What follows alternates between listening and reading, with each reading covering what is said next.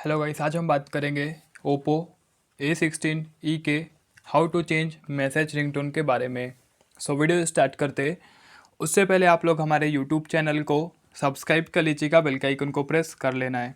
First of all settings open करें, sound and vibration पे click करें,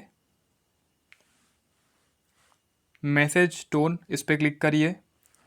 हम यहाँ से सिम 1 का भी रिंगटोन चेंज कर सकते अलग, और सिम 2 का भी अलग रिंगटोन चेंज कर सकते। जैसे कि सिम कार्ड पे क्लिक किया हमने, जो भी सिम कार्ड में हमें मैसेज टोन को चेंज करना हो, हम दो तरीके से मैसेज टोन को चेंज कर सकते। जैसे कि कस्टम टोन भी लगा सकते, जो भी आप लोगों ने इंटरनेट से डाउनलोड किया रहेगा फेवरेट रिंगटोन, आप लोग वो भी लगा सकते। चाहे तो हम यहाँ पे काफ़ी सारी हमें डिफ़ॉल्ट में भी टोन देखने को मिलती है, तो हम उसे भी सेट यहाँ पे कर सकते हैं। तो इस तरीके से आप लोग अपने फ़ोन में मैसेज रिंगटोन को चेंज कर सकते हैं। टॉपिक यहाँ पे कवर होता है। मिलते हैं नेक्स्ट वीडियो में। जय माता दी।